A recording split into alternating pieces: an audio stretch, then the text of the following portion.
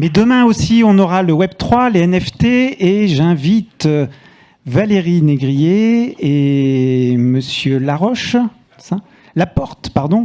de Dentsu, de nous rejoindre pour leurs conseils, leurs recommandations de l'usage des NFT. Vous avez la petite télécommande là-bas. Merci à vous deux.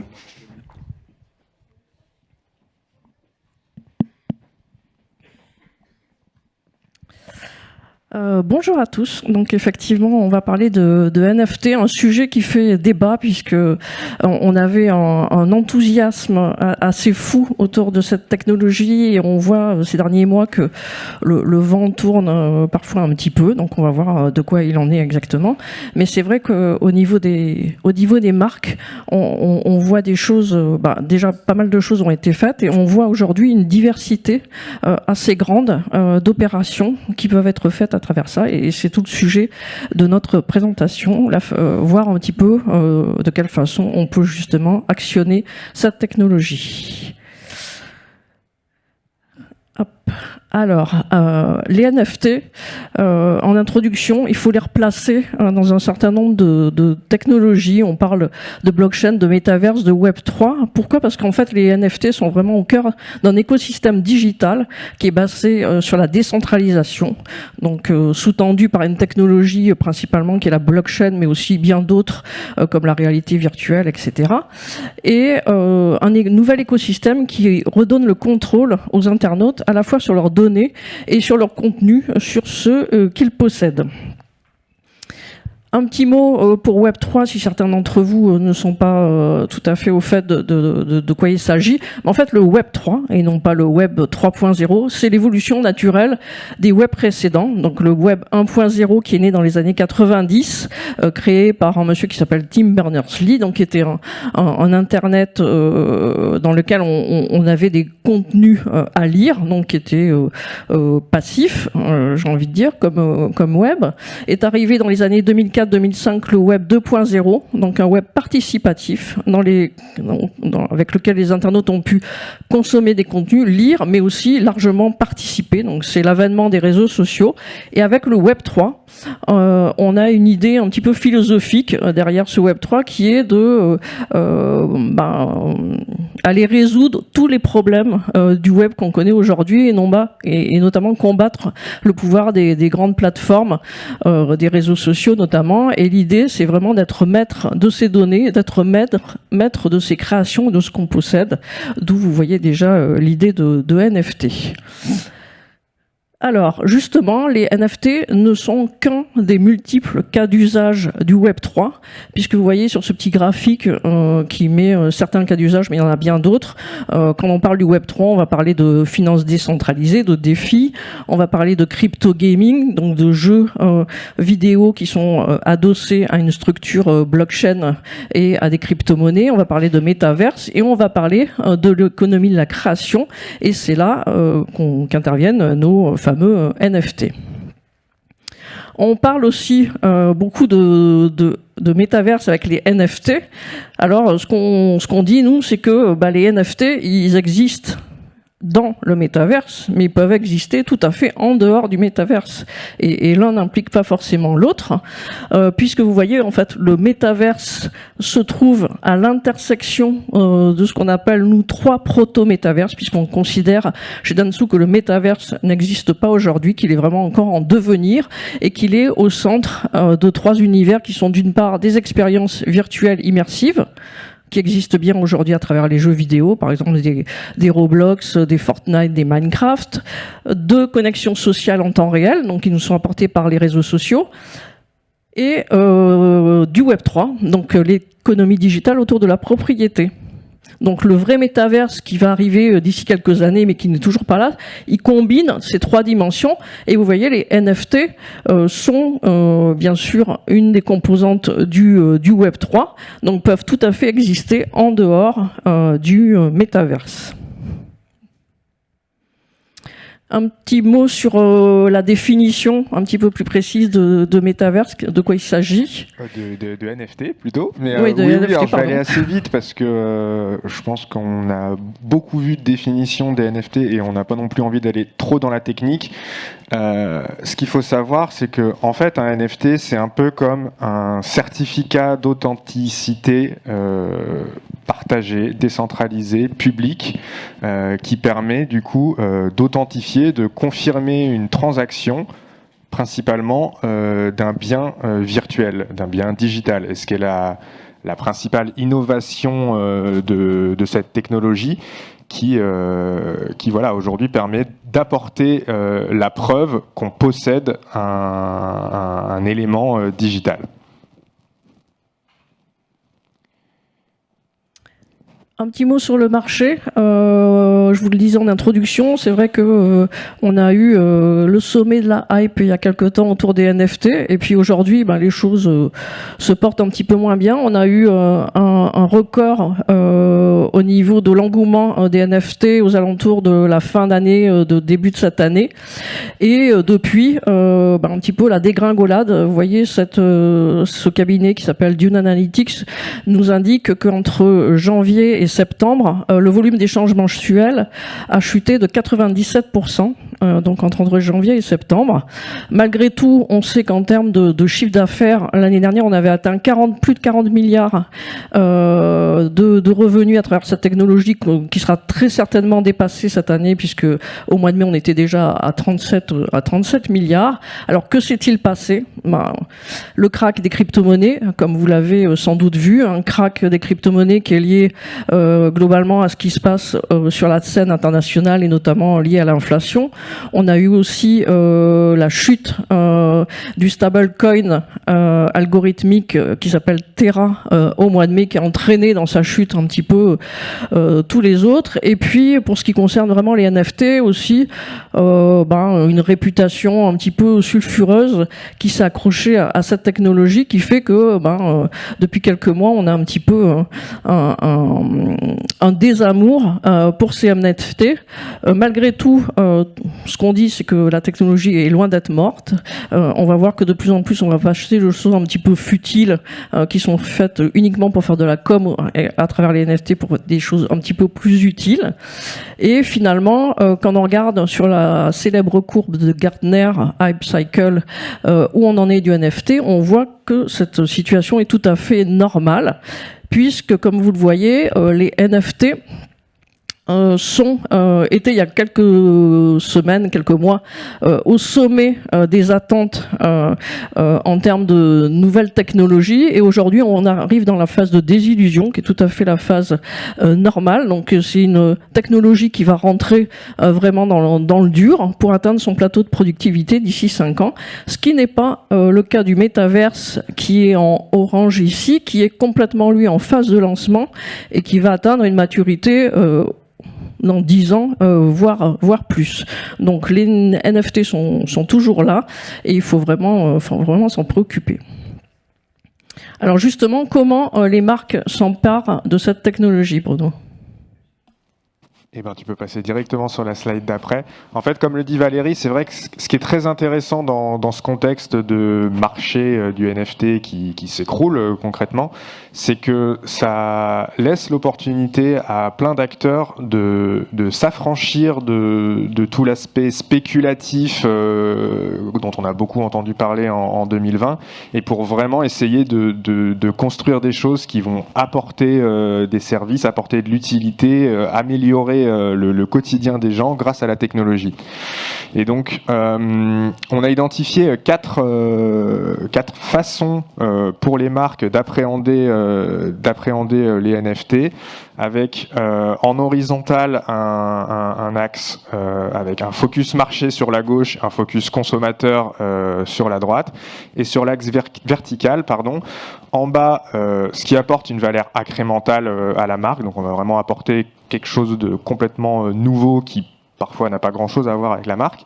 Et en haut, une valeur transformative où là, on va vraiment intégrer la technologie du NFT à notre produit, à notre service pour apporter de meilleurs bénéfices. Et donc en bas à gauche, on a ce premier cadre qui est d'ajouter de la valeur à l'activité existante d'une marque. C'est globalement ce qu'on a toujours vu, enfin 90% des cas de NFT de marque aujourd'hui, qui sortent un NFT, le vendent, ça n'a pas grand-chose à voir avec le produit, ça peut avoir un peu de lien avec l'histoire de la marque ou des choses comme ça, mais ça n'apporte pas grand-chose concrètement à l'utilisateur, encore une fois au-delà de l'aspect spéculatif. En bas à droite, on a offrir aux clients une meilleure façon de faire les choses. Donc c'est là où on commence déjà à utiliser le NFT pour améliorer la relation entre le client enfin entre le consommateur et la marque, faciliter l'achat, faciliter la relation. Peut-être, il y a différents exemples qu'on vous présentera. En haut à gauche, on a connecté les produits et services pour créer de la valeur. Là, on va vraiment intégrer la technologie du Web3, du NFT au sein de notre produit et de notre service pour, encore une fois, améliorer notre offre. Et en haut à droite, créer vraiment un nouveau marché, une nouvelle chaîne de valeur. C'est évidemment les exemples les plus rares, mais où certaines marques arrivent vraiment à se réinventer, à profiter de cette technologie pour proposer des nouveaux produits, quasiment des nouveaux marchés. Donc on va vous illustrer ces différentes catégories par 3 exemples qui nous semblent assez emblématiques. Donc le premier sur l'ajout de valeur à l'activité existante de la marque. Là, un exemple assez intéressant, assez récent, qui est Yves Saint Laurent Beauté, qui s'est associé à des créateurs de NFT pour proposer à leurs membres, à leurs fans, d'acquérir des NFT avec la spécificité que c'est des NFT gratuits. Ce qui est un truc qu'on n'a pas souvent vu. On voit souvent ce côté NFT payant, NFT très cher. Là, ils ont vraiment fourni gratuitement les NFT, d'une part aux visiteurs du salon Vivatech, mais aussi à leurs abonnés Instagram et Twitter. Et ensuite, les possesseurs de ce NFT, en fait, intègrent une communauté au sein de la grande communauté Yves Saint Laurent Beauté et gagnent accès à des contenus exclusifs, à des produits exclusifs, à ce qu'on appelle des nouveaux drops, donc ils sont associés à des créatrices de NFT qui donc lancent des projets de NFT régulièrement, et les possesseurs du NFT Yves Saint Laurent ont un accès privilégié à toutes ces collections. Deuxième exemple avec celui de la banque JP Morgan, donc une des premières banques majeures dans le monde à s'être lancée pour le coup là sur le métaverse, enfin le proto-métaverse Decentraland, puisqu'en fait ils ont ouvert une succursale de leur branche blockchain qui s'appelle Onyx.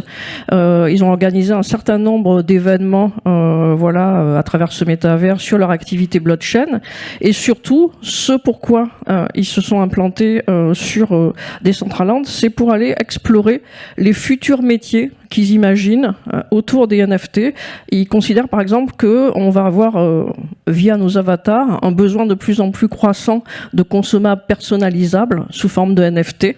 Donc voilà, l'idée c'est d'aller se lancer, d'aller tester des choses, de voir comment tout ça fonctionne pour être prêt le moment venu. Autre exemple dans cette catégorie, celui d'Azix, donc qui a noué un partenariat avec une application qui s'appelle Stephen, qui récompense en fait les utilisateurs de la plateforme en crypto-monnaie lorsqu'ils marchent ou lorsqu'ils courent. Donc ils ont une activité physique, donc il y a un système de GPS qui mesure tout ça.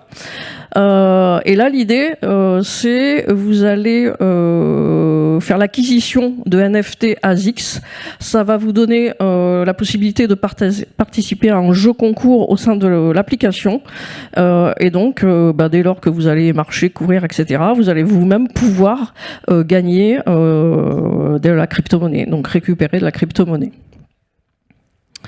Deuxième catégorie de cas de marque, Bruno, avec ce premier exemple. Là, on commence à arriver dans des projets un peu plus intéressants, avec un bénéfice un peu plus concret, avec ce premier exemple qui s'appelle Aura, qui est un consortium créé par beaucoup d'acteurs du luxe pour en fait développer une blockchain dédiée à authentifier leurs produits. On sait qu'évidemment, dans le marché du luxe, la revente et l'authentification des produits, c'est un vrai sujet.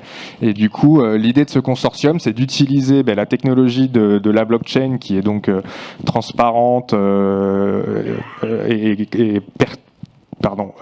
qui dure dans le temps, pour authentifier tous les produits. Deuxième exemple avec le Ballon d'Or, donc je crois gagné hier par Karim Benzema. Donc, si vous aviez eu l'idée d'acquérir des NFT, donc lancés par l'équipe, donc récemment, l'équipe a lancé des NFT permettant d'amplifier l'événement des Ballons d'Or. Concrètement, si vous faites l'acquisition de ces NFT, vous allez dans certains cas pouvoir assister à la cérémonie des Ballons d'Or, qui jusqu'à présent est une cérémonie dans laquelle le public n'était pas accepté. Donc, ça vous donne la possibilité d'être présent lors de l'événement, comme hier, donc avec cette belle nouvelle. Ça vous donne la possibilité, dans certains d'autres cas, d'avoir un certain nombre d'éléments liés à l'intérêt que vous portez à l'événement, donc des newsletters, des visites privées, etc. Ça vous donne aussi, pour certains d'entre eux, la possibilité de pouvoir accéder à l'événement pendant les 20 prochaines années. Donc là, on est vraiment à travers cette logique de NFT dans la volonté vraiment d'amplifier tout ce qu'on peut faire autour de cet événement. Autre exemple emblématique et très récent, celui de Starbucks, donc qui en septembre a décidé un petit peu de délocaliser son programme de fidélité sur la blockchain, mais surtout sans dire le mot blockchain ni NFT, d'autant plus que en ce moment le terme est un petit peu décrié. Donc l'idée, c'est vraiment d'aller déplacer là aussi son programme de fidélité sur cette technologie et de proposer des NFT qui là aussi vont donner aux fans de la marque, aux clients de la marque, vraiment des avantages parfois bien supérieurs à ce qui existait auparavant. Troisième catégorie, donc il s'agit là de connecter des produits et des services pour créer justement de la valeur. Premier exemple assez intéressant qui vient de Shopify, donc qui est un développeur qui offre des solutions e-commerce aux marques et qui a intégré ce qu'ils appellent la possibilité de faire du token gated commerce il y a quelques semaines, et qui permet, grâce au NFT, d'offrir vraiment une expérience particulière, unique à ses possesseurs.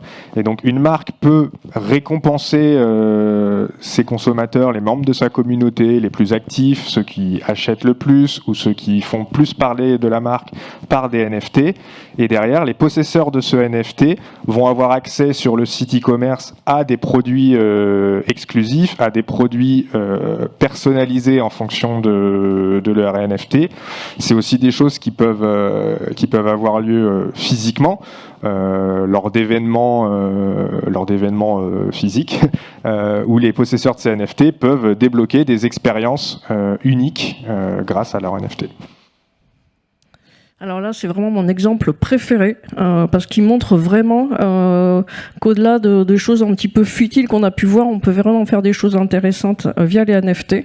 Donc là, il s'agit pour Alfa Romeo de proposer un passeport pour les véhicules connectés sous forme de NFT. Ça veut dire quoi? Ça veut dire que vous allez avoir un NFT rattaché au véhicule qui va intégrer finalement toute sa vie, donc ses réparations, ses pannes, ses réparations, configuration, voilà, tout le chemin de vie du véhicule, et qui va donner au véhicule de la valeur à la revente, puisque le nouveau propriétaire va pouvoir rentrer en possession de ce NFT qui va tracer vraiment tout le parcours du véhicule.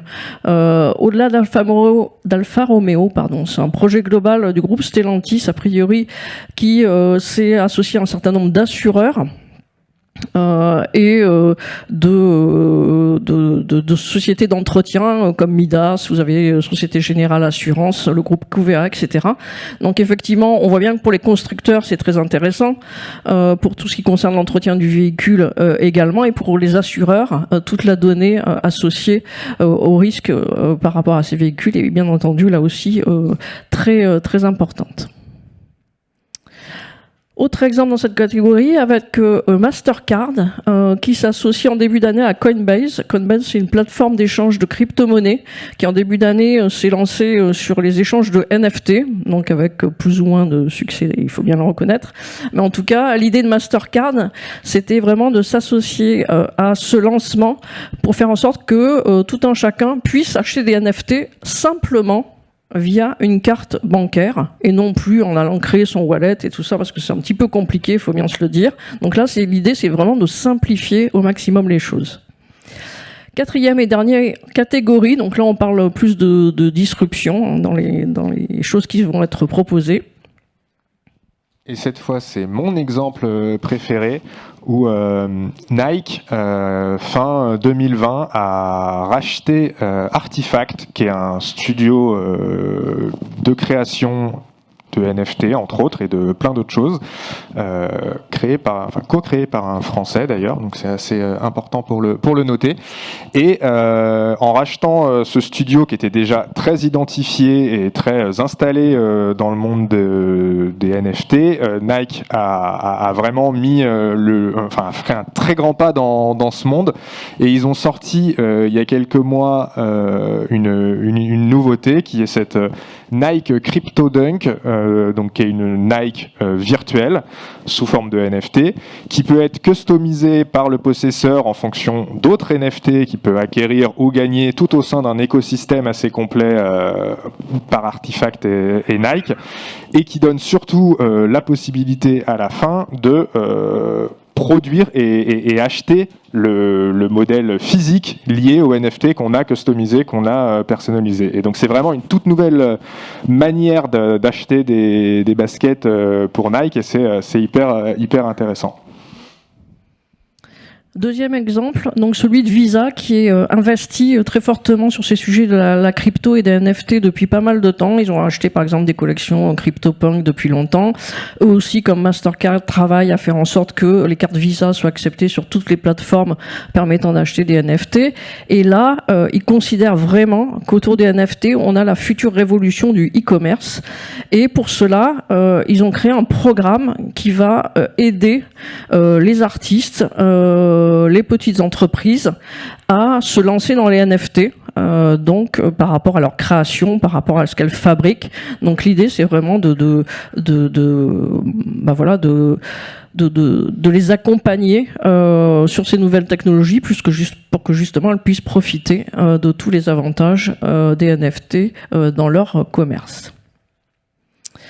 Et dernier exemple, donc celui d'un assureur, et là on part à Hong Kong, donc avec un assureur qui s'appelle Yas, qui est associé à la branche hongkongaise de l'assureur Generali, qui, je crois que c'était la première fois, a proposé une micro-assurance pour assurer un NFT. Donc le NFT en question, c'était un morceau de musique, une chanson d'un artiste chinois qui a gagné plein de prix. Donc l'idée, c'était de créer une micro-assurance contre le vol, par exemple, du NFT en question. Donc voilà rapidement quelques exemples qui nous semblaient intéressants et qui témoignent un petit peu de toute la palette de ce qu'on peut trouver aujourd'hui. Merci. Merci beaucoup. Merci Bruno, merci Valérie de partager ces expériences et expertises avec nous.